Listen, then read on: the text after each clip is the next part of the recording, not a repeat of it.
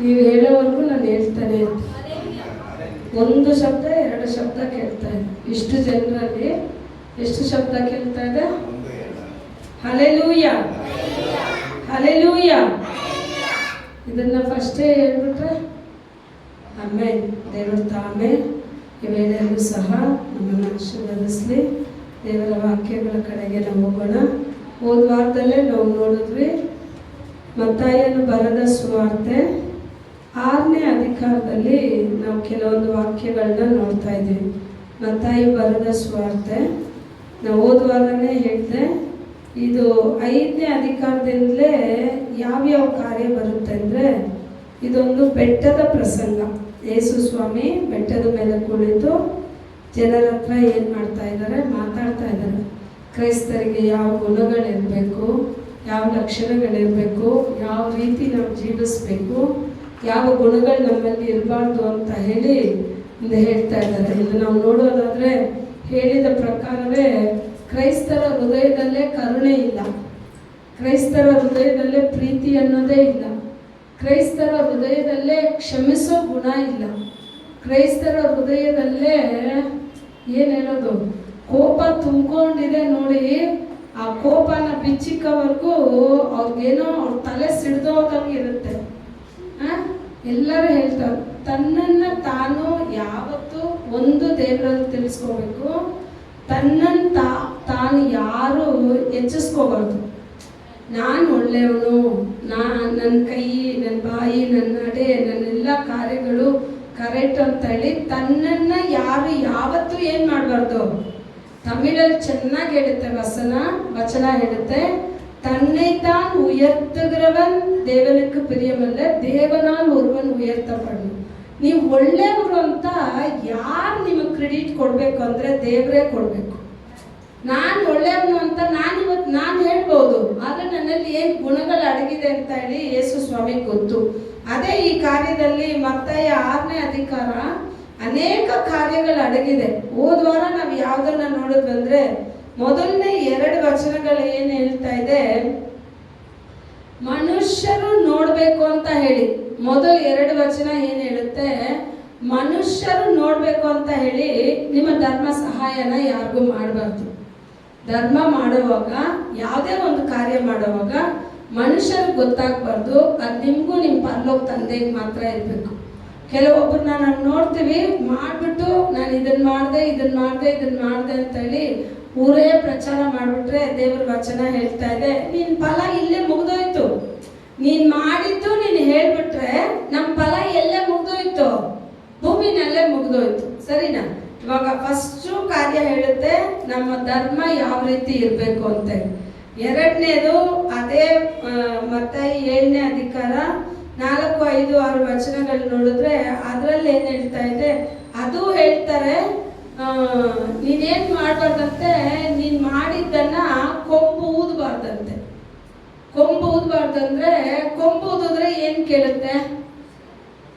ಜೋರಾಗಿ ಹೇಳಿ, ಕೊಂಬು ಊದಿದ್ರೆ ಏನು ಕೇಳುತ್ತೆ? ಶಬ್ದ ಕೇಳುತ್ತೆ. ಒಂದ್ ಕಡೆ ಕೇಳುತ್ತಾ, ಇಡೀ ದೂರಕ್ಕೆ ಕೇಳುತ್ತಾ? ಹಳೆ ಒಡಂಬಡಿಕೆನಲ್ಲಿ ಇಸ್ರೇಲ್ ಜನರು ಎಲ್ಲ ತಮ್ಮ ತಮ್ಮ ಮನೆಯಲ್ಲಿ ಇರೋವಾಗ ಅವ್ರು ಪ್ರಯಾಣ ಮಾಡಬೇಕು ಅಂತ ಹೇಳಿದ್ರೆ ಕೊಂಬು ಊದುತ್ತಾರೆ. ಅದರಲ್ಲಿನೂ ಆ ಕೊಂಬು ಊದೋದ್ರಲ್ಲಿನೂ ಅನೇಕ ವ್ಯತ್ಯಾಸಗಳುಂಟು. 1 ಊದಿದ್ರೆ ಸಿದ್ಧತೆ ಆಗಬೇಕು, 2 ಊದಿದ್ರೆ ಬಲಿ ಸಮರ್ಪಣೆಗೆ ಬರಬೇಕು, 3ನೇ ಸಲ ಊದಿದ್ರೆ ಏನು ಮಾಡಬೇಕು? ಪ್ರಯಾಣಕ್ಕೆ ಸಿದ್ಧವಾಗಬೇಕು. ಬಿಡದೆ ಊದ್ತಾ ಇದ್ರೆ ಜನಗಳು ಯುದ್ಧಕ್ಕೆ ಬರ್ತಾ ಇದ್ದಾರೆ ಅಂತ ಹೇಳಿ ಕೊಂಬು ಊದೋದ್ರಲ್ಲಿ ಅಷ್ಟು ಕಾರ್ಯ ಇದೆ. ಇಲ್ಲಿ ಯೇಸು ಸ್ವಾಮಿ ಅದನ್ನೇ ಹೇಳ್ತಾರೆ, ನೀನ್ ಕೊಂಬು ಊದ್ಬೇಡ, ನೀನ್ ಏನೇ ಮಾಡಿದ್ರು ನೀನೇನ್ ಮಾಡಬಾರ್ದು, ಊದ್ಬಾರ್ದು ಅಂದ್ರೆ ಎಲ್ಲರಿಗೂ ಪ್ರಕಟಣೆ ಮಾಡಬೇಡ. ನಿನ್ನ ಧರ್ಮ ಸಹಾಯ ನಿನಗೂ ನಿನ್ನ ದೇವರಿಗೆ ಮಾತ್ರ ಇರಬೇಕು. 1. 2ನೇದು ಹೇಳ್ತಾ ಇದೆ, ನಿನ್ನ ಪ್ರಾರ್ಥನಾ ಜೀವಿತ ಯಾವ ರೀತಿ ಇರಬೇಕು? ಏನಿರ್ಬೇಕಂತೆ? ಪ್ರಾರ್ಥನಾ ಜೀವಿತ ಯಾವ ರೀತಿ ಇರಬೇಕು? ಅದು ಮಾತ್ರ ಅಲ್ಲ, ಇದರಲ್ಲಿ ಹೇಳ್ತಾ ಇದೆ 5ನೇ ವಚನ ಓದಿ ಯಾರಾದರೂ. 6ನೇ ವಚನ ಓದಿ, 5 ಬೇಡ, 6ನೇ ವಚನ ಓದಿ. ನೀನು ಪ್ರಾರ್ಥನೆ ಮಾಡಬೇಕಾದರೆ ನಿನ್ನ ಏಕಾಂತವಾದ ಕೋಣೆ ಒಳಗೆ ಹೋಗಿ ಬಾಗಿಲನ್ನು ಮುಚ್ಚಿಕೊಂಡು ಅಂತರಂಗದಲ್ಲಿಯೂ ಇರುವ ನಿನ್ನ ತಂದೆಗೆ ಪ್ರಾರ್ಥನೆ ಮಾಡು. ಅಂತರಂಗದಲ್ಲಿ ನಡೆಯುವುದನ್ನು ನೋಡುವ ನಿನ್ನ ತಂದೆಯು ನಿನಗೆ ಫಲ ಕೊಡುವನು.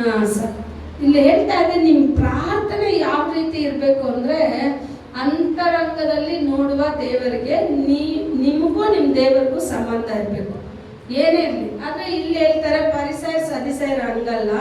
ಅವ್ರು ಏನನ್ನು ಬಯಸ್ತಾರಂದ್ರೆ ಅವ್ರು ರೋಡಲ್ಲಿ ನಡ್ಕೊಂಡು ಬಂದರೆ ಎಲ್ಲರೂ ಅವ್ರಿಗೆ ಹೋಗಿ ವಂದನೆಗಳನ್ನ ಹೇಳಬೇಕು, ಅವ್ರನ್ನ ಗಣಪಡಿಸ್ಬೇಕು, ಅವ್ರನ್ನೇ ಹೊಗಳ್ಬೇಕು ಅನ್ನೋದೇ ಅವ್ರ ಅಭಿಪ್ರಾಯವಾಗಿತ್ತು. ಅದಕ್ಕೆ ದೇವ್ರು ಹೇಳ್ತಾರೆ ಆ ಥರ ಮಹಿಮೆ ಎಲ್ಲ ನೀನು ಇಲ್ಲಿ ಪಡ್ಕೊಂಡ್ರೆ ನಿನ್ನ ಭೂಮಿನಲ್ಲೇ ನಿನ್ನ ಫಲ ಸಿಕ್ಬಿಡ್ತು, ಪರಲೋಕದಲ್ಲಿ ಯಾವುದೂ ಇರೋದಿಲ್ಲ. ನಮಗೆ ಇಲ್ಲೆಲ್ಲ ನಮಗೆ ಬರಬೇಕಾದ ಘನತೆ ಮಹಿಮೆ ಎಲ್ಲ ಎಲ್ಲಿಂದ ಬರಬೇಕು ಅಂದರೆ ಪರಲೋಕದ ತಂದೆ ಹತ್ರದಿಂದ ಬರಬೇಕು. ಇವಾಗ ಮೊದಲನೇ ಕಾರ್ಯದಲ್ಲಿ ಹೇಳ್ತಾರೆ ನಮ್ಮ ಧರ್ಮ ಸಹಾಯ ಹೆಂಗಿರ್ಬೇಕು ಅಂತ, ಎರಡನೇದಲ್ಲಿ ಹೇಳ್ತಾರೆ ನಾವು ಯಾವ ರೀತಿ ಪ್ರಾರ್ಥನೆ ಮಾಡಬೇಕು ಅಂತ, ಮೂರನೇದ್ರಲ್ಲಿ ಹೇಳ್ತಾರೆ ನೀವು ಯಾವ ರೀತಿ ಉಪವಾಸ ಮಾಡಬೇಕು.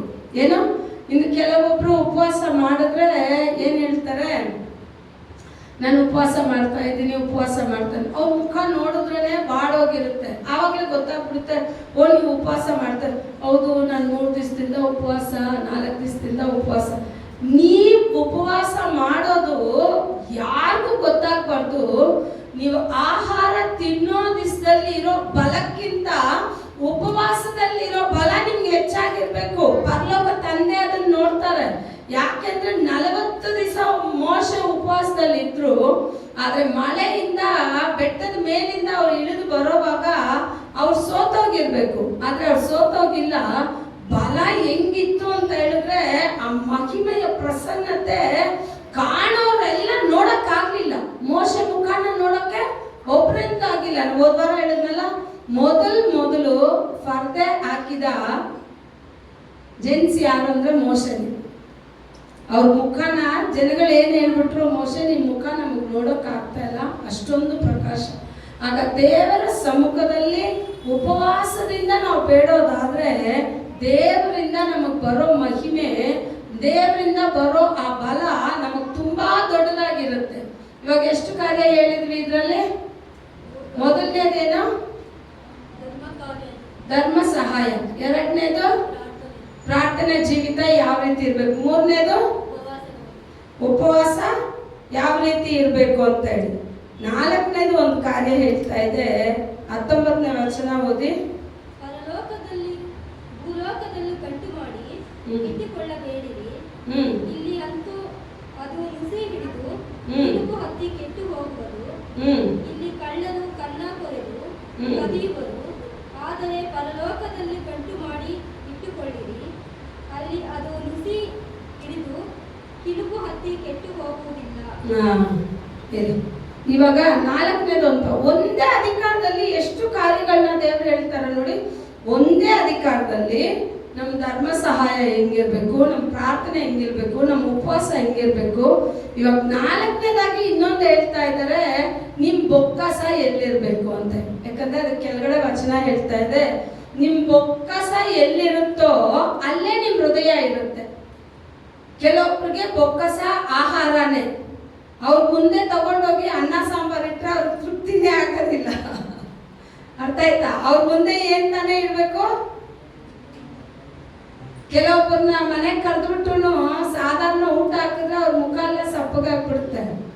ಅದೇ ಒಂದು ಭೋಜನ ಬ್ರಹ್ಮಾಂಡವಾಗಿತ್ತು ಅಂದ್ರೆ ಹೊಗಳಿದ್ದೆ. ಆದ್ರೆ ಅವ್ರ ಬೊಕ್ಕಸ ಎಲ್ಲಿದೆ? ಆಹಾರದ ಮೇಲಿದೆ.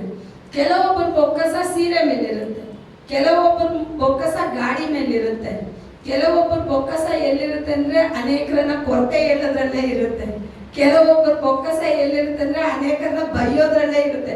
ಅವ್ರು ಬೈಲಿಲ್ಲ ಅಂದ್ರೆ ತೃಪ್ತಿನೇ ಆಗೋದಿಲ್ಲ, ಕೊರತೆ ಹೇಳಿಲ್ಲ ಅಂದ್ರೆ ತೃಪ್ತಿನೇ ಆಗೋದಿಲ್ಲ. ಅವ್ರಿಗೆ ಅದೇ ಒಂದು, ಯಾಕಂದ್ರೆ ಅವ್ರ ಹೃದಯದಲ್ಲಿ ಏನಿರುತ್ತೋ ಅದೇ ಬರುತ್ತೆ ಆಚೆ. ಕರೆಕ್ಟಾ? ಯಾಕಂದ್ರೆ ತಮಿಳಲ್ಲಿ ವಚನ ಹೇಳುತ್ತೆ, இருதயத்தின் நிறைவினால வாய் பேசுமா. ಅರ್ಥ ಆಯ್ತಾ? ಹೇಳಿ. ನಮ್ಮ ಹೃದಯத்தின் நிறைவினால, ನಮ್ಮ ಹೃದಯ ಯಾವುದ್ರಲ್ಲಿ ತುಂಬಿದೆಯೋ ಅದೇ ಆಚೆ ಬರುತ್ತೆ. ನಮ್ಮ ಹೃದಯ ಕೋಪ ಇಲ್ಲದೆ ಪ್ರೀತಿ ತುಂಬಿದ್ರೆ ಎಷ್ಟೇ ಕೋಪ ಬಂದ್ರೂ ನಾವು ಕೋಪ ತೋರಿಸೋದಿಲ್ಲ, ಪ್ರೀತಿನ ತೋರಿಸ್ತೀವಿ. ಬೊಕ್ಕಸ್ ಅದೆಲ್ಲ ಒಂದು ಗಿಫ್ಟು, ದೇವ್ರ ಹತ್ರ ಇಂದ ಬರೋ ಗಿಫ್ಟು. ಕೋಪ ಪಡ್ಬೇಕು ಯಾವಾಗಂದ್ರೆ ದೇವರ ಕಾರ್ಯನ ಒಬ್ಬ ಮೀರಿ ನಡೆದ್ರೆ ಖಂಡಿತ ಕೋಪ ಪಡಬೇಕು. ಯಾಕಂದ್ರೆ ವಚನ ಕೀರ್ತನೆಯಲ್ಲಿ ಹೇಳುತ್ತೆ, ದೇವರ ವಚನಗಳನ್ನ ಖಂಡಿಸಿ ಬೋಧಿಸ್ಬೇಕಂತೆ.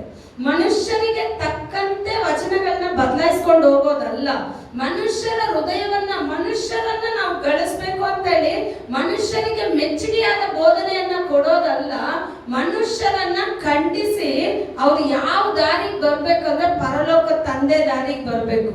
ಇವತ್ತು ನಾವು ಮುಂಜಾನೆನಲ್ಲಿ ಕೇಳಿದ್ದೆ, ಒಂದು ಮನುಷ್ಯನಿಗೆ ಪ್ರಶ್ನೆಗಳು ಉಂಟಾಯ್ತು ಅಂದ್ರೆ ಇನ್ನೊಂದು ಮನುಷ್ಯನ ಬಳಿಗೆ ಪ್ರಶ್ನೆಗಳಿಗೆ ಸಮಸ್ಯೆವನ್ನ ಹುಡುಕಿದ್ರೆ ನಮ್ಗೆ ಅಲ್ಲಿ ಇನ್ನೂ ಸಮಸ್ಯೆಗಳಿಗೆ ಪರಿಹಾರ ಸಿಗೋದಿಲ್ಲ, ಇನ್ನೂ ಹೆಚ್ಚು ಏನಾಗುತ್ತೆ, ಪ್ರಶ್ನೆಗಳೇ ಉಂಟಾಗುತ್ತೆ. ನಮ್ಗೊಂದು ಪ್ರಶ್ನೆ ಬರುತ್ತೆ ಅಂತ ಹೇಳಿದ್ರೆ ಉತ್ತರ ಎಲ್ಲಿರುತ್ತೆ ಅಂದ್ರೆ ದೇವ ಸಮ್ಮುಖದಲ್ಲಿ ಮಾತ್ರ ಇರುತ್ತೆ. ಒಬ್ರಿಗೆ ಉತ್ತರ ಬೇಕು, ನನ್ನ ಸಮಸ್ಯೆಗಳಿಗೆ ಬಿಡುಗಡೆ ಬೇಕು ಅಂದ್ರೆ ಎಲ್ಲಿ ಹೋಗ್ಬೇಕಂದ್ರೆ ದೇವರ ಸಮ್ಮುಖಕ್ಕೆ. ಯಾಕಂದ್ರೆ ವಚನ ಹೇಳ್ತಾ ಇದೆ, ಆತನು ಆಲೋಚನೆಯಲ್ಲಿ ಅತಿಶಯವಾದ ದೇವರು, ಆಲೋಚನಾ ಕರ್ತರು, ಸರ್ವ ಸೃಷ್ಟಿಗೆ ಯಜಮಾನನು, ಅವರ ಆಲೋಚನೆಯಲ್ಲಿ ಆಶ್ಚರ್ಯಮಾನವರ್, செயலில் ಮಹತ್ವಮಾನವರು.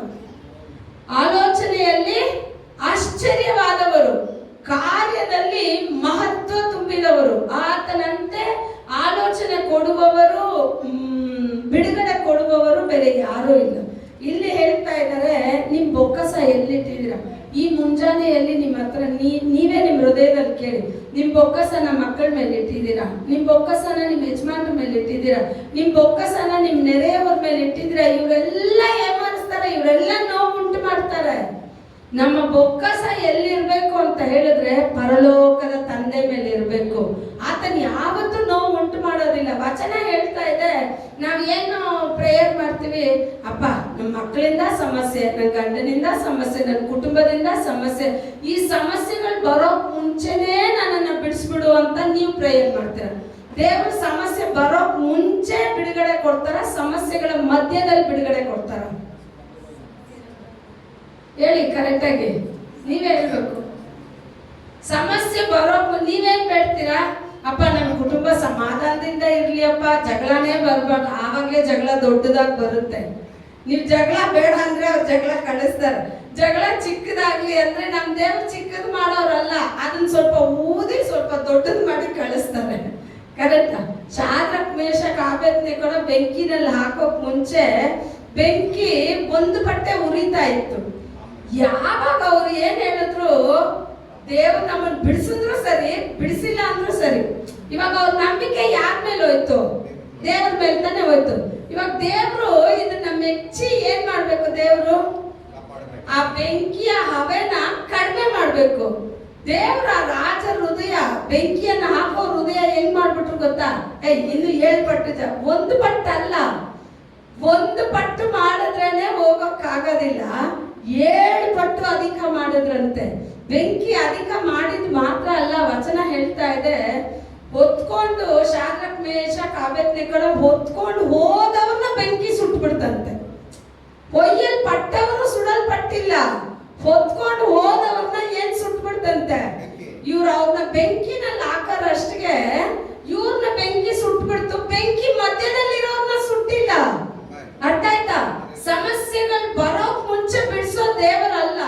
ಸಮಸ್ಯೆಗಳು ಎಷ್ಟು ಕಠಿಣವಾಗಿದ್ರು ಸಮಸ್ಯೆಗಳ ಮಧ್ಯದಲ್ಲಿ ನಮ್ಮ ಜೊತೆ ನಡೆದು ಸಮಸ್ಯೆಗಳ ಮಧ್ಯದಲ್ಲಿ ನಮ್ಮನ್ನ ಬಿಡಿಸೋ ದೇವರು ಸರ್ವಶಕ್ತನಾದ ದೇವರು. ಈಗ ಶಾದ್ರಕ್ ಮೇಷಕ್ ಆಬೇದ್ನೆಗೋ ಎಲ್ಲಿದ್ದಾರೆ? ಬೆಂಕಿನಲ್ಲಿ ಯಾರಾದ್ರೂ ವಾಕ್ ಮಾಡಕ್ ಆಗತ್ತಾ? ಈಗ ಅನೇಕ ದೇವಸ್ಥಾನಗಳೆಲ್ಲ ಬೆಂಕಿ ಹಾಕಿ ನಡೀತೀವಿ, ಸುಮ್ಗೆ ಕೆಂಡ, ಅದು ಬೆಂಕಿ ಅಲ್ಲ. ಕೆಂಡದ ಮೇಲೆ ಇಲ್ಲೇ ನೀರು, ಅಲ್ಲೂ ನೀರು, ಈ ಸ್ಟಾರ್ಟಿಂಗು ನೀರು, ಎಂಡಿಂಗು ನೀರು, ದಡ ದಡ ದಡ ಅಂತ ಓಡೋಗಿ ಆ ಕಡೆ ಕಾಲು ನೀರಲ್ಲಿ ಹಾಕ್ಬಿಟ್ಟು ಹೋಗ್ತಾರೆ ಕೆಂಡದ ಮೇಲೆ. ಆದ್ರೆ ಇಲ್ಲಿ ಕೆಂಡ ಅಲ್ಲ, 7 ಪಟ್ಟು ಬೆಂಕಿ ಉರಿತಾ ಇದೆ. ದೇವರ ಮಕ್ಕಳು ಅದ್ರ ಮಧ್ಯದಲ್ಲಿ ವಾಕಿಂಗ್ ಮಾಡ್ತಾ ಇದ್ದಾರೆ. ಅವ್ರ ಜೊತೆ ಯಾರು ನಡೆದ್ರು? ಅದಕ್ಕೆ ಯೆಶಾಯದಲ್ಲಿ ಹೇಳ್ತಾರೆ, ಸಮುದ್ರದಲ್ಲಿ ನೀನ್ ನಡಿ, ನಿನ್ ಜೊತೆ ನಾನು ನಡೀತೀನಿ. ನೀ ಬೆಂಕಿಯಲ್ಲಿ ನಡಿ, ನಿನ್ ಜೊತೆ ನಾನು ನಡೀತೀನಿ. ನೀವು ನಡೆಯೋಕ್ ಮುಂಚೆ ನಿಮ್ಮ ಸಮಸ್ಯೆಗಳು ಎಷ್ಟು ದೊಡ್ಡದಾಗಿದ್ರು ಆ ಸಮಸ್ಯೆಗಳಲ್ಲಿ ನಿಮ್ ಜೊತೆ ದೇವರು ನಡೀತಾ ಇದ್ದಾರೆ. ನೀವ್ ಅದನ್ನ ತಿಳ್ಕೊಬೇಕು. ನೀವೇನ್ ತಿಳ್ಕೊಂತೀರಾ? ದೇವ್ರೆ ನನ್ಗೆ ಇಷ್ಟೊಂದು ಸಮಸ್ಯೆ ಬರ್ತಾ ಇದೆಯಲ್ಲ, ನಿಮ್ಗೆ ಕಣ್ಣು ಕಾಣ್ತಾ ಇಲ್ಲ ಇಲ್ವಾ? ನಿಮಗ್ ಬಿಡಿಸ್ಬೇಕು ಅಂತ ನೋಡ್ತಾ ಇಲ್ವಾ? ದೇವ್ರು ಹೇಳ್ತಾರೆ, ದೇವ್ರು ಯಾವತ್ತೂ ತಪ್ಪು ಮಾಡೋ ದೇವ್ರೇ ಅಲ್ಲ, ದೇವರುಗಳು ಅಲ್ಲ, ದೇವರು ಒಂದೇ ಒಂದು ಏಕೈಕ ದೇವರು. ಅವರೇ ಎದೆ ತಟ್ಟಿ ಹೇಳ್ತಾರೆ, ನಾನೇ ದೇವರು, ನನ್ನನ್ನು ಹೊರತು ಬೇರೆ ದೇವ್ರೇ ಇಲ್ಲ. ಏಷಾಯದಲ್ಲಿ ಮಾತಾಡುವಾಗ ಹೆಂಗ್ ಮಾತಾಡ್ತಾರೆ ಗೊತ್ತಾ? ಏಷಾಯ ಪುಸ್ತಕ ಎಲ್ಲ ಓದಿ, ನೀವು ಸತ್ಯವೇದನ ಓದಿ. ಸತ್ಯವೇದ ಓದಿದ್ರೇನೆ ಈ ವಾಕ್ಯಗಳನ್ನ ಓದ್ತಾನೆ ದೇವರ ಮೇಲೆ ವಿಶ್ವಾಸ ಬರುತ್ತೆ. ಕರೆಕ್ಟ್? ಹಂಗೆ ವಿಶ್ವಾಸ ಬರಲ್ಲ. ಬರೀ ವಿಶ್ವಾಸ ಅಲ್ಲ, ವಿಶ್ವಾಸ ಎಲ್ಲಿಂದ ಬರುತ್ತೆ ಅಂದ್ರೆ ದೇವರ ವಾಕ್ಯನ ನಾವು ಎಷ್ಟು ಕೇಳ್ತೀವೋ, ದೇವರ ವಾಕ್ಯನ ಎಷ್ಟು ಓದ್ತೀವೋ. ಈ ವಾಕ್ಯಗಳೆಲ್ಲ ಯಾರು ಬರ್ದಿಕ್ಕಿದ್ದು? ದೇವರು ಹೇಳಿ ಆತ್ಮಸ್ವರೂಪ ಬರ್ದಿಕ್ಕಿದ್ದು. ಇವ್ರು ಬರ್ದವ್ರನ್ನ ನಾವು ನೋಡಿಲ್ಲ, ಆತ್ಮಸ್ವರೂಪನನ್ನ ನೋಡಿಲ್ಲ, ಯೇಸು ಸ್ವಾಮಿಯನ್ನ ನೋಡಿ. ಯಾರಾದ್ರೂ ಯೇಸು ಸ್ವಾಮಿ ದರ್ಶನ ನೋಡಿದೀರಾ? ನಾನು ಖಂಡಿತ, ಕೆಲವ್ರು ಹೇಳ್ತಾರೆ ನೋಡ್ದೆ ಅಂತ, ನಾನು ಇನ್ನೂ ನೋಡಿಲ್ಲ, ಆತನ ಶಬ್ದನ ಕೇಳಲಿಲ್ಲ.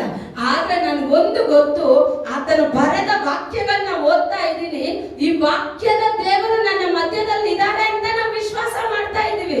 ಇವತ್ತು ದೇವರ ಮಹಿಮೆಯನ್ನ, ಪ್ರಸನ್ನತೆನ ನೀವು ಕಾಣ್ತೀರಾ, ಕಾಣಲ್ವಾ? ದೇವ್ರನ್ನ ನೋಡಿಲ್ಲ, ಆದ್ರೆ ಹೆಂಗ್ ಕಾಣ್ತೀರಾ? ಸರಿನಾ? ನಿಮಗ್ ಕಷ್ಟ ಬಂದ ತಕ್ಷಣನೇ ನಿಮ್ ಆಲೋಚನೆ ಬರೋದೇನು, ದೇವ್ರೆ ನೀನ್ ಹೇಳಿದೀಯಲ್ಲ, ನೀನ್ ನನ್ನನ್ನು ಕೈ ಬಿಡೋದಿಲ್ಲ, ನನ್ನನ್ನು ತೊರೆಯೋದಿಲ್ಲ. ಏನ್ ಬರುತ್ತೆ? ವಾಕ್ಯ ಬರುತ್ತಾ? ಈ ವಾಕ್ಯನ ಬರದ ದೇವರು ಅಂತ್ಯವಿಲ್ಲದ ಆತನು, ನಿತ್ಯದಲ್ಲಿ ಜೀವಿಸೋ ಆತನು. ಈತನಿಗೆ ಕೊನೆನೇ ಇಲ್ಲ. ಅದಕ್ಕೆ ದೇವ್ರು ಹೇಳ್ತಾರೆ, ಧೈರ್ಯವಾಗಿ ಹೇಳ್ತಾರೆ ನೋಡಿ. ದೇವ್ರು ಹೇಳುವಾಗಲ್ಲ, ನಾನೇ ಆದಿ, ನಾನೇ ಅಂತ್ಯವು, ನಾನೇ ಮೊದಲು, ನಾನೇ ಕೊನೆ, ನಾನೇ ಆಲ್ಫಾ, ನಾನೇ ಒಮೆಗಾ, ನಾನೇ ದೇವರು. ಆದಿಯಲ್ಲೂ ನಾನೇ ಇದ್ದೆ, ಈಗಲೂ ನಾನೇ ಇದ್ದೀನಿ, ಮುಂದೆನೂ ನಾನೇ ಇರ್ತೀನಿ. ನನ್ನನ್ನು ಹೊರತು ದೇವರು ಇಲ್ಲ. ಅಂತ ಒಂದು ಉನ್ನತ ದೇವರನ್ನ ಆರಾಧನೆ ಮಾಡೋದು ನಾವು. ಸಮಸ್ಯೆಗಳು, ಹೋರಾಟಗಳು ನಮಗ್ ಬಂತು ಅಂದ್ರೆ ಸಂತೋಷವಾಗಿ ಸ್ವೀಕಾರ ಮಾಡಿ, ಸಮಸ್ಯೆಗಳ ಮಧ್ಯದಲ್ಲಿ ಹೇಳಿ, ಅಪ್ಪ ನನ್ನ ಸಮಸ್ಯೆನಲ್ಲಿ ನಡೀತೀನಿ ಅಂದ್ರೆ, ನನ್ನ ಸಮಸ್ಯೆನಲ್ಲಿ ನೀನ್ ನಡೀತಾ ಇದೀಯ. ನನ್ನ ರೋಗದಲ್ಲಿ ನಡೀತಾ ಇದ್ದೀನಿ, ನನ್ನ ರೋಗಕ್ಕೆ ಮುಂಚೆ ನೀನ್ ನಡೀತಾ ಇದೀಯ. ಯಾಕೆ ಅಂದ್ರೆ ಯೇಸು ಸ್ವಾಮಿ ಯೋಹಾನ 10ನೇ ಅಧಿಕಾರದಲ್ಲಿ ಅಷ್ಟು ಚೆನ್ನಾಗಿ ಹೇಳ್ತಾ ಇದ್ದಾರೆ, ನನ್ನ ಕುರಿಗಳು ನನ್ನ ಶಬ್ದನ ಗಮನಿಸುತ್ತೆ. ಕುರುಬ ಹಿಂಗ್ ತಿರ್ಗಿ ನೋಡಿ ಕುರಿಗಳನ್ನ ಓಡಿಸ್ಕೊಂಡು ಹೋಗ್ತಾನೆ, ಬಿಟ್ಬಿಡ್ತಾನೆ.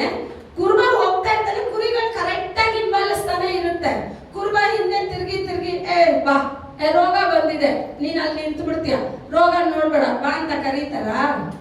ಆ ಕುರಿಗಳಿಗೆ ಗೊತ್ತು, ನನ್ ಮುಂದೆ ನನ್ ಕುರುಬ ಹೋಗ್ತಾ ಇದ್ದಾನೆ, ನನ್ ಕುರುಬ ನನ್ನನ್ನು ಕೊಲ್ಲೋಕಲ್ಲ, ನನ್ನನ್ನು ಒಳ್ಳೆ ಹಸಿರು ಗಾವಲಲ್ಲಿ ತಂಗಿಸೋಕ್ ಕರ್ಕೊಂಡು ಹೋಗ್ತಾ ಇದ್ದಾನೆ. ಎಷ್ಟು ನಂಬಿಕೆ ಒಂದು ಕುರಿಗೆ!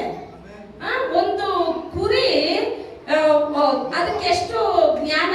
5 ಅರಿವುಳ್ಳ ಕುರಿ. ನಮ್ಗೆ ಎಷ್ಟು? ನೀವೇ ಹೇಳಿ. 6 ಹಿಡಿದು 7 ಕಂಡಿಡ್ಬಿಟ್ರು. 6 ಅರಿವುಳ್ಳ ಮನುಷ್ಯರಾದ ನಮಗೆ ಆ ವಿಶ್ವಾಸ ಇಲ್ಲ. 5 ಅರಿವುಳ್ಳ ಪ್ರಾಣಿಗೆ ವಿಶ್ವಾಸ ಇದೆ. ನನ್ ಕುರುಬ ಮುಂದೆ ಹೋಗ್ತಾನೆ, ನಾನು ಹಿಂದೆ ನಡ್ಕೊಂಡೇ ಹೋಗ್ತೀನಿ. ಯೇಸು ಸ್ವಾಮಿನೂ ಅದೇ ಹೇಳ್ತಾರೆ. ಯೇಸು ಸ್ವಾಮಿ ಅದಕ್ಕೆ ಧೈರ್ಯವಾಗಿ ಹೇಳ್ತಾರೆ, ನನ್ನ ಕುರಿಗಳು ನನ್ನ ಶಬ್ದನ ಕೇಳುತ್ತೆ, ನನ್ನ ಹಿಂಬಾಲಿಸುತ್ತೆ. ನನ್ ಕುರಿ ಗೊತ್ತು, ಇವತ್ತು ನನ್ ಸಾಲದಲ್ಲಿ ನಡೆದ್ರು ಅದಕ್ಕೆ ಮುಂಚೆ ನಾನು ನಡೀತಾ ಇದ್ದೀನಿ. ನನ್ ರೋಗದಲ್ಲಿ ನನ್ ಕುರಿಗಳು ರೋಗದಲ್ಲಿ ನಡೆದ್ರು ಅವ್ರ ಮುಂಚೆ ನಾನು ನಡೀತಾ ಇದ್ದೀನಿ. ನನ್ನ ಕುರಿಗಳು ಕಷ್ಟದಲ್ಲಿ ನಡೆದ್ರು ಅವ್ರ ಮುಂಚೆ ನಾನು ನಡೀತಾ ಇದ್ದೀನಿ. ಪ್ರತಿಯೊಂದಕ್ಕೂ ದೇವ್ರು ಹೇಳ್ತಾ ಇದಾರೆ, ನಿನ್ ಮುಂದೆ ನಾನು ಹೋಗ್ತೀನಿ. ಅಲ್ಲಿ ಶಾದ್ರಕ್ ಮೇಷಕ್ ಅಬೇದ್ನೆಗೋ ಹಾಕಿದ್ರಲ್ಲ, ಹಾಕಿದ್ದೆ ಎಷ್ಟು ಜನನ? ನಡೆದವ್ರು ಎಷ್ಟು ಜನ? 4 ಜನ. ಬೆಂಕಿ 4ನೇ ವ್ಯಕ್ತಿ ಬಂದ್ಮೇಲೆ ಆಫ್ ಆಗೋಯ್ತಾ? ಬೆಂಕಿ ಏನಾಗ್ತಾ ಇದೆ? ಉರಿತಾನೆ ಇದೆ. ಇನ್ನು 7 ಪಟ್ಟು ಉರಿತಂದ್ರೆ ಎಷ್ಟು ಮೇಲ್ವರೆಗೂ ಉರಿತಾ ಇದೆ. ಅದ್ರ ಪಾಡಿಗೆ ಅದು ಉರಿತಾ ಇದೆ. 4 ಜನ ಅದ್ರ ಮಧ್ಯದಲ್ಲಿ ನಡೆದಾಡ್ತಾ ಇದ್ದಾರೆ. ಇದನ್ನ ಯಾರು ನೋಡಿದ್ದು? ರಾಜ ಬಂದು ನೋಡ್ತಾನೆ. ರಾಜ ಬಂದು ಬಗ್ಗೆ ನೋಡ್ಬಿಟ್ಟು ಹೇಳ್ತಾರೆ, ರಾಜನ್ಗೆ ಎಂತ ಒಂದು ವಿಶ್ವಾಸ ನೋಡಿ ಅವನ್ಗೆ.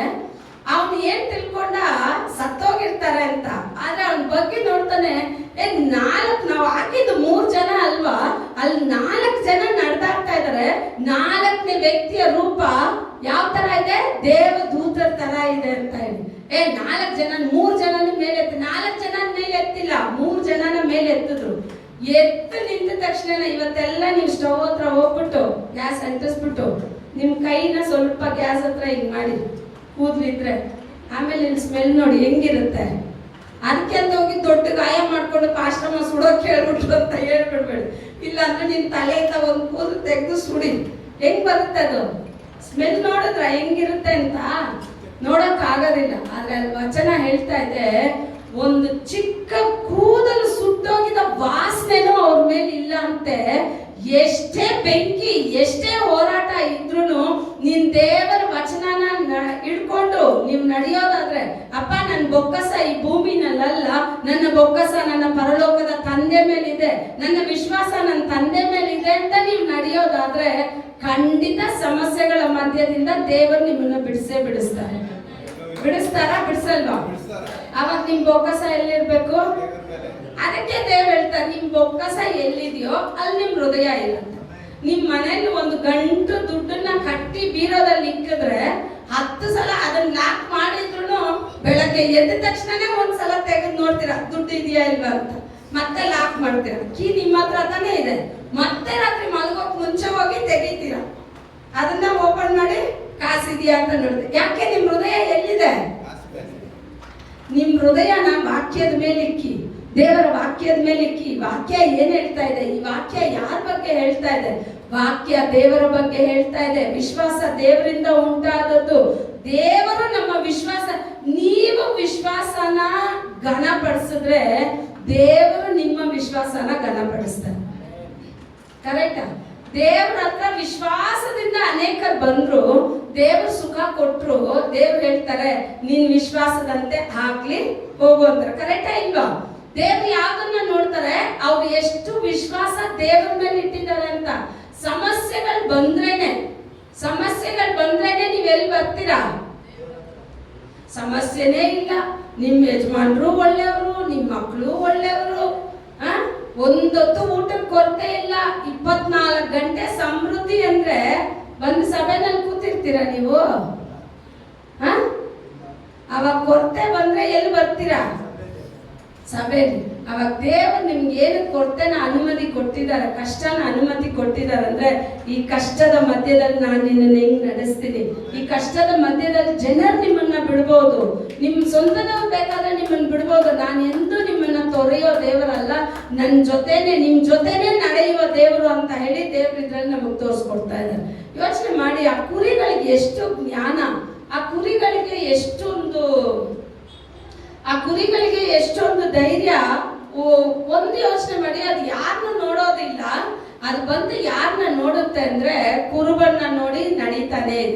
ಎಷ್ಟು ಅರಿವು ಅಂತ ಹೇಳ್ದೆ ಅದಕ್ಕೆ? 6 ಅರಿವು. 6 ಅರಿವ?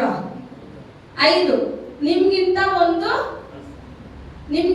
ಒಂದು ಅವ್ರಿಗೇನು ಕಡಿಮೆ, ನಿಮ್ಗಿಂತ ಒಂದು ಕಡಿಮೆ. ಆದ್ರೆ ಅದಕ್ಕೇನ್ ಗೊತ್ತಾಗುತ್ತೆ? ಆ 5 ಅರಿವುಳ್ಳ ಕುರಿಗೆ ಈಗ ಯಾಕೋಬನ ಚರಿತ್ರೆಯನ್ನ ನಾವು ನೋಡಿದ್ವಿ, ನಮ್ಗೆಲ್ಲರಿಗೂ ಗೊತ್ತು ತಾನೆ. ಯಾಕೋಬ ಎಷ್ಟು ಜನಕ್ಕೆ ಗೊತ್ತು?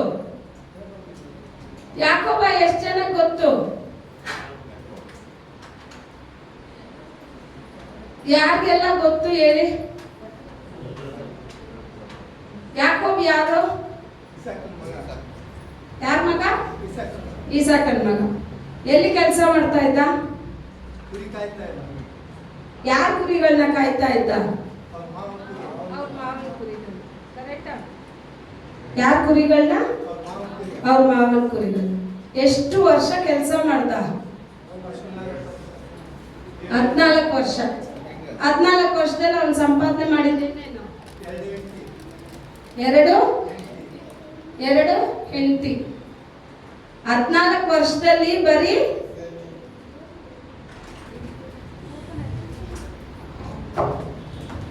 14 ವರ್ಷದಲ್ಲಿ 2 ಹೆಂಡತಿ. ಸರಿನಾ? ಒಟ್ಟು ಅವನು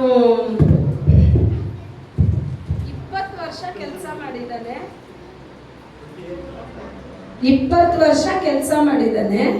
20 ವರ್ಷದಲ್ಲಿ ಅವನು ಸಂಪಾದನೆ ಮಾಡಿದ್ದು ಎಷ್ಟು ಅಂದ್ರೆ ಬರೀ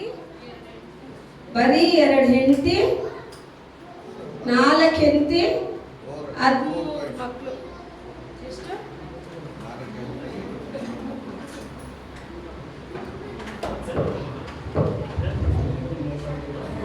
ಹಲ್ಲೆಲೂಯ ಹಲ್ಲೆಲೂಯ. 14 ವರ್ಷದಲ್ಲಿ ಅವನು ಸಂಪಾದನೆ ಮಾಡಿದ್ದು 2 ಹೆಂಡತಿ. ಟೋಟಲ್ 20 ವರ್ಷದಲ್ಲಿ 4 ಹೆಂಡತಿ 13 ಜನ ಮಕ್ಕಳು. ಇಷ್ಟೇ ಅವನು ಸಂಪಾದನೆ ಮಾಡಿದ್ದು. ಸರಿನಾ? 20 ವರ್ಷದಲ್ಲಿ ಅವನಿಗೇನು ಇಲ್ಲ.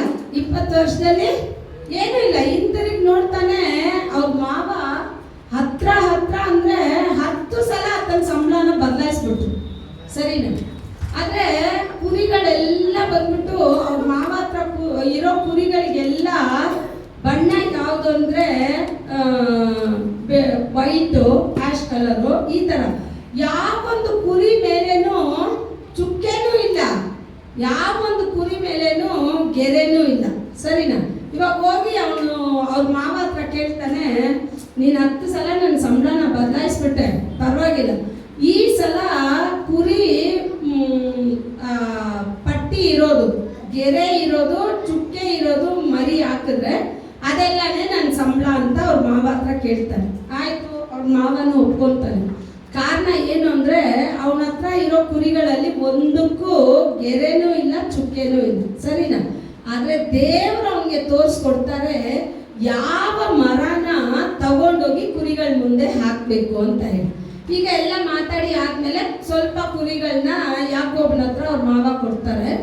ಯಾಕೋಬ ಏನ್ ಮಾಡ್ತಾನೆ, ಕುರಿಗಳನ್ನ ಚೆನ್ನಾಗಿ ಹುಲ್ಲೆಲ್ಲ ಮೇಯಿಸ್ಬಿಟ್ಟು ನೀರು ಕುಡಿಯೋಕೆ ಕರ್ಕೊಂಡು ಬರ್ತಾರಲ್ಲ, ನೀರು ಕುಡಿಯೋವಾಗ ಅವನ್ ಏನ್ ಮಾಡ್ತಾನೆ, ದೇವ್ರು ಅವನಿಗೆ ಕೆಲವೊಂದು ಮರಗಳನ್ನ ತೋರಿಸ್ತಾರೆ. ಈ ಮರಗಳ ಕೊಂಬೆಗಳನ್ನ ನೀನೇನ್ ಮಾಡು, ಸುಳಿದು ಆ ಕೊಂಬೆಗಳನ್ನ, ಆ ಮರದ ಪಟ್ಟಿಗಳನ್ನ ಸುಳಿದು ಅದನ್ನೆಲ್ಲ ಹಾಕ್ಬೇಕಂದ್ರೆ ನೀರು ಕುಡಿಯೋಕೆ ಬರೋ ಕುರಿಗಳ ನೀರೆಲ್ಲ ಹಾಕ್ಬೇಕು. ಈಗ ನೀರು ಒಳಗಡೆ ಅದಿದೆ, ಕುರಿ ಮೇಲೆ ಅದಿಲ್ಲ. ಎಲ್ಲಿದೆ? ನೀರು ಒಳಗಡೆ ಇದೆ, ಕುರಿ ಮೇಲೆ ಅದಿಲ್ಲ. ಈಗ ನೀರು ಕುಡಿಯೋಕೆ ಬರೋ ಕುರಿ ತನ್ನ ಬಿಂಬನ ಎಲ್ಲಿ ನೋಡುತ್ತೆ? ನೀರಿನಲ್ಲಿ ನೋಡುತ್ತೆ. ಇವಾಗ ನೀರಲ್ಲಿ ನೋಡುವಾಗ ಕುರಿ ಮೇಲೆ ಏನಿರೋ ತರ ಇದೆ? ಪಟ್ಟಿ ಇರೋ ತರ ಇದೆ. ಇವಾಗ ಕುರಿ ಮೇಲೆ ಪಟ್ಟಿ ಇದೆಯಾ, ನೀರಲ್ಲಿ ಪಟ್ಟಿ ಇದೆಯಾ? ನೀರಲ್ಲಿದೆ. ಆದ್ರೆ ಕುರಿ ಮೇಲೆ ಪಟ್ಟಿ ಇಲ್ಲ. ಆದ್ರೆ ಆ ಕುರಿಗೆ ಏನ್ ವಿಶ್ವಾಸ ಅಂದ್ರೆ, ಓ ನನ್ನ ಮೇಲ್ ಬಂದ್ಬಿಟ್ಟು ಈ ತರ ಪಟ್ಟಿ ಇದೆ, ನನ್ನ ಮೇಲ್ ಬಂದ್ಬಿಟ್ಟು ಈ ತರ ಗೆರೆ ಇದೆ, ಆದ್ರೆ ನನ್ನ ಜೊತೆ ಸೇರೋ ಕುರಿನೂ ಇದೇ ತರ ಗೆರೆ ಇದೆ, ಆಗ ನಾನು ಹಾಕೋ ಮರಿ ಎಲ್ಲ ಈ ಗೆರೆ ತರನೇ ಬರುತ್ತೆ ಅಂತ ಹೇಳಿ 5 ಅರಿವುಳ್ಳ ಆ ಕುರಿ ವಿಶ್ವಾಸ ಇಟ್ಟು ಆ ನೀರಲ್ಲಿ ನೋಡುತ್ತೆ. ಇವಾಗ ಅದು ಹಾಕೋ ಮರಿ ಎಲ್ಲ ಏನ್ ಬರ್ತಾ ಇದೆ? ಎಲ್ಲ ಪಟ್ಟಿ. ಅವ್ರ ಮಾವಗೆ ಒಂದೇ ಶಾಕ್, ಏನಪ್ಪ ಇವನ ಹತ್ರ ನಾನು ಪ್ಲೇನ್ ಆಗಿ ಕೊಟ್ಟೆ, ಇವನು ಈ ಮರಿ ಇವನ ಹತ್ರ ಕೊಟ್ಟ ಆ ಕುರಿಗಳಲ್ಲಿ ಆ ಮರಿ ಹಾಕಿದ್ದೆಲ್ಲ ಏನ್ ಬಂತು ಅಂದ್ರೆ ಎಲ್ಲ ಗೆರೆ ಬರ್ತಾ ಇದೆ. ಇವಾಗ ಮಾವ ಹತ್ರ ಅವ್ನು ಏನ್ ಸಂಬಳ ಕೇಳಿದ್ದ? ಗೆರೆ ಹಾಕೋದು, ಚುಕ್ಕೆ ಇರೋದೆಲ್ಲ. ಈ ಜ್ಞಾನನ ಅವನು ಕೊಟ್ಟವ್ರು ಯಾರು? ಯೇಸು ಸ್ವಾಮಿನೇ ಅವನ ಕನ್ಸಲ್ಲಿ ಬಂದು, ನಿಮ್ಮ ಮಾವ ನಿನ್ನ ನ್ಯಾಮರ್ಸೋದನ್ನ ನಾನು ನೋಡಿದ್ದೀನಿ, ನಿನ್ಗೆ ಬರೋ ಮೋಸನ ನಾನು ಗಮನಿಸಿದ್ದೀನಿ, ನಿನ್ನ ನಾನು ಉನ್ನತ ಸ್ಥಿತಿಗೆ ತರ್ತೀನಿ. ನೀನು 20 ವರ್ಷ ಓಡಿ ಓಡಿ ಓಡಿ ಕೆಲಸ ಮಾಡಿದೆ, ನನ್ನ ಸಮ್ಮುಖದಲ್ಲಿ ಕೂತ್ಕೊಳ್ಳಿಲ್ಲ, ನನ್ನ ಸಮ್ಮುಖದಲ್ಲಿ ನೀನು ಸಮಯನ ವೆಚ್ಚ ಮಾಡಿಲ್ಲ, ನೀನು ಓಡೋದನ್ನ ಬಿಟ್ಟು ನನ್ನ ಸಮ್ಮುಖದಲ್ಲಿ ಕೂತ್ಕೋ, ನಾನು ನಿನ್ನ ಹೆಂಗ್ ಬಲಪಡಿಸ್ತೀನಿ ನೋಡು ಅಂತ ಹೇಳಿ ಅವನಿಗೆ ಜ್ಞಾನನ ಕೊಟ್ಟರು. ಈಗ ಅವನಿಗೆ ಹಾಕಿದ ಕುರಿಗಳೆಲ್ಲ ಗೆರೆ ಚುಕ್ಕೆ. ಎಷ್ಟು ದೊಡ್ಡ ಶ್ರೀಮಂತ ಅಂದ್ರೆ 2 ಪರಿವಾರಗಳಿಗೆ ಉನ್ನತದಲ್ಲಿ ಬರೋ ತರ ಶ್ರೀಮಂತಿಕೆ ಅವನಿಗೆ ಉಂಟಾಯ್ತು. 20 ವರ್ಷದಲ್ಲಿ ಆಗದೆ ಇರೋ ಶ್ರೀಮಂತಿಕೆ ದೇವರ ಸಮ್ಮುಖದಲ್ಲಿ ಅವನು ಕೂತಿದ್ದಾಗ ದೇವರು ಉನ್ನತ ಸ್ಥಿತಿಗೆ ತಂದ್ರು. ಯೋಚನೆ ಮಾಡಿ, ಒಂದು ಗೆರೆನೇ ಇಲ್ಲದೆ ಇರೋ ಒಂದು ಕುರಿ ನನ್ನ ಮೇಲೆ ಗೆರೆ ಇದೆ ಅಂತ ಹೇಳಿ ವಿಶ್ವಾಸ ಇಟ್ಟು ಅದು ತನ್ನ ಹೃದಯದಲ್ಲಿ ಅದನ್ನ ತಗೊಂಡು, ತನ್ನ ಆಲೋಚನೆಯನ್ನ ತಗೊಂಡು ಇದೇ ತರ ನಾನು ಇದೀನಿ ಅಂತ ಹೇಳಿ ಅದು ಭಾವನೆ ಅದ್ರೊಳಗಡೆ ಹೋದ ತಕ್ಷಣನೇ ಅದು ಅದೇ ತರ ಕುರಿ ಹಾಕೋಕ್ಕಾಗುತ್ತೆ ಅಂದ್ರೆ, ಯೇಸು ಸ್ವಾಮಿ ರಕ್ತದಲ್ಲಿ ನನಗೆ ಬಿಡುಗಡೆ ಇದೆ, ಯೇಸು ಸ್ವಾಮಿ ರಕ್ತದಲ್ಲಿ ನನ್ನ ಸಮಸ್ಯೆಗಳಿಗೆ ದಾರಿ ಇದೆ, ಯೇಸು ಸ್ವಾಮಿ ರಕ್ತದಲ್ಲಿ ನನ್ನ ಗಂಡ ಬದಲಾಗ್ತಾನೆ, ಯೇಸು ಸ್ವಾಮಿ ರಕ್ತದಲ್ಲಿ ನನ್ನ ಜೀವನ ಚೆನ್ನಾಗಿ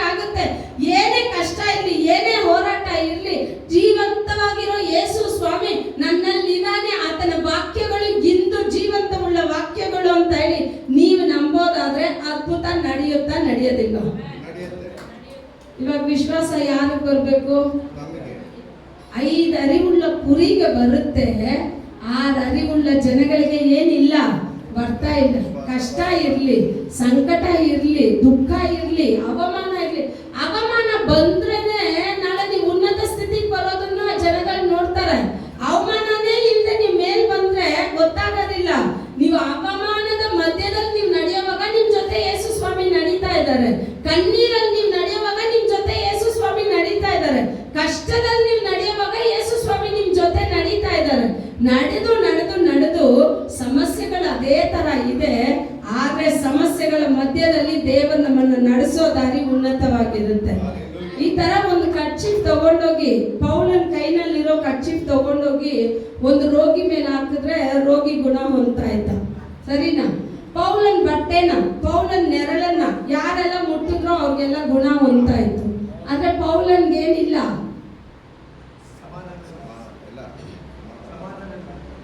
ಪೌಲನ್ಗೆ ಬಿಡುಗಡೆ ಇಲ್ಲ. ಪೌಲನ್ಗೂ ಒಂದು ಮುಳ್ಳಿದೆ, ಅದು ರೋಗದ ಮುಳ್ಳು. ಆದ್ರೆ ಅವನು ಅದಕ್ಕಾಗಿ 3 ಸಲ ಪ್ರೇಯರ್ ಮಾಡ್ತಾರೆ. ದೇವ್ರೆ, ಈ ಮುಳ್ಳು ನನಗೆ ತುಂಬಾ ಕಡೆ, ಅವ್ರಿಗೆ ಏನ್ ರೋಗ ಅಂತ ಗೊತ್ತಿಲ್ಲ. ಆದ್ರೆ ಅದನ್ನ ಹೆಂಗ್ ತೋರಿಸಿದಾರೆ, ಒಂದು ಮುಳ್ಳು. ಅದು ಚುಚ್ಚೋದು ಹೆಂಗಿರುತ್ತೆ ಅಂದ್ರೆ, ಈ ಏನ್ ಹೇಳ್ತಾರೆ, ಜೇಳು ಕುಟ್ಟೋ ತರ ಇದೆ. ನೋವು ಎಷ್ಟಿದೆ ಅಂತ ಪೌಲನ್ ಹೇಳ್ತಾ ಇದ್ದಾರೆ ದೇವ್ರ ಹತ್ರ. ದೇವ್ರು ಹೇಳ್ಬೋದಲ್ಲ, ಪೌಲನ್ ಬಟ್ಟೆಗಳು ಮುಟ್ಟಿದವ್ರಿಗೆ ಸೌಖ್ಯತೆ ಅಂದ್ರೆ ಅವನ್ಗೇನಿಲ್ಲ, ಸೌಖ್ಯತೆ ಇಲ್ಲ. ಆದ್ರೆ ದೇವ್ರು ಒಂದ್ ಹೇಳ್ತಾರೆ, ನಿನ್ನ ಬಲಹೀನತೆಯಲ್ಲಿ ನನ್ನ ಬಲ ಪೂರ್ಣವಾಗಿರುತ್ತೆ. ಅವನಿಗೆ ಸುಖ ಕೊಟ್ಟಿಲ್ಲ, ಆದ್ರೆ ನಿನ್ನ ಬಲಹೀನತೆನ ನೀನ್ ಮಾತಾಡ್ಬೇಡ, ನಿನ್ ರೋಗನ ನೀನ್ ಮಾತಾಡ್ಬೇಡ, ನಿನ್ ಕಷ್ಟನ ನೀನ್ ಮಾತಾಡ್ಬೇಡ. ಮಾತಾಡುವಾಗೆಲ್ಲ ಹೇಳು, ಈ ಕಷ್ಟಗಳ ಮಧ್ಯದಲ್ಲಿ ದೇವರು ನನ್ನ ನಡೆಯೋಕೆ ಅನುಮತಿ ಕೊಟ್ಟಿದ್ದಾರೆ, ನನ್ನನ್ನು ಒಂದ್ ದಿವಸ ಬಿಡಿಸ್ತಾರೆ, ಒಂದ್ ದಿವಸ ನನಗೆ ಬಿಡುಗಡೆ ಕೊಡ್ತಾರೆ, ಒಂದ್ ದಿವಸ ನನಗೆ ಸೌಖ್ಯತೆ ಕೊಡ್ತಾರೆ, ಎಲ್ಲಾ ಸ್ಥಿತಿಗಳನ್ನ ಬದಲಾಯಿಸ್ತಾರೆ ಅಂತ ಹೇಳಿ ನೀವ್ ಹೇಳೋದಾದ್ರೆ ದೇವ್ರು ಖಂಡಿತ ಬಿಡುಗಡೆ ಕೊಟ್ಟೇ ಕೊಡ್ತಾರೆ. ಅದಕ್ಕೆ ಇದೆಲ್ಲ ದೇವ್ರು ನಮಗೆ ಬರ್ದಿಕ್ಕಿರೋದು. ಯಾವ ರೀತಿ ಯಾಕೋಬನಿಗೆ ಕುರಿಗಳಿಗೆ ದೇವ್ರು ಇಲ್ದೇ ಇರೋ ಪಟ್ಟಿನ, ಇಲ್ದೇ ಇರೋ ಚುಕ್ಕೆನ ಹುಟ್ಟೋ ಮಗುಗೆಲ್ಲ ಆಯ್ತು. ನೀವಿವತ್ತು ನಡೆಯೋ ಕಣ್ಣೀರಿನ ಹಾದಿ ಎಲ್ಲ ನಿಮ್ಮ ಮಕ್ಕಳು ಸಮೃದ್ಧಿಯಾಗಿ ಬಾಳ್ತಾರೆ, ನಿಮ್ಮ ಮಕ್ಕಳು ಸಮೃದ್ಧಿಯಾಗಿರ್ತಾರೆ, ನಿಮ್ಮ ಮಕ್ಕಳು ಶ್ರೇಷ್ಠವಾಗಿರ್ತಾರೆ. ನಿಮ್ಮ ಮಕ್ಕಳ ಜೀವನ ಭೂಮಿನಲ್ಲಿ ಅನೇಕರನ್ನ ನಡೆಸೋ ತರ ಇರುತ್ತೆ. ಇವತ್ತು ಕಣ್ಣೀರಲ್ಲಿ ಇರ್ಬೋದು, ನೀವು ಚಿಂತೆ ಪಡಬೇಡಿ. ದೇವ್ರ ಹತ್ರ ಹೇಳಿ, ದೇವ್ರೆ, ನಾನ್ ನಿನ್ ಸಮ್ಮುಖದಲ್ಲಿ ನಡೀತೀನಿ, ನಾನ್ ನಿನ್ ಸಮ್ಮುಖದಲ್ಲಿ ಕಾದಿರ್ತೀನಿ, ನೀನು ನನ್ನ ಸಂತತಿಯನ್ನ ಉನ್ನತ ಸ್ಥಿತಿಗೆ ತರೋಕೆ ನಿನ್ನಿಂದ ಸಾಧ್ಯ ಅಂತ. ಈ ವಾಕ್ಯನ ಎಷ್ಟು ಓದ್ತಿರೋ, ವಾಕ್ಯನ ಓದಿದ್ರೆ ನಿಮ್ಗೆ ವಿಶ್ವಾಸ ಉಂಟಾಗುತ್ತೆ. ವಿಶ್ವಾಸ ಬಂದ್ರೆ ನಂಬಿಕೆ ಬರುತ್ತೆ. ನಂಬಿಕೆ ಬಂದ್ರೆ ವಾಕ್ಯನ ನೀವು ಹಿಡ್ಕೊಂಡು ನಡೀತೀರ.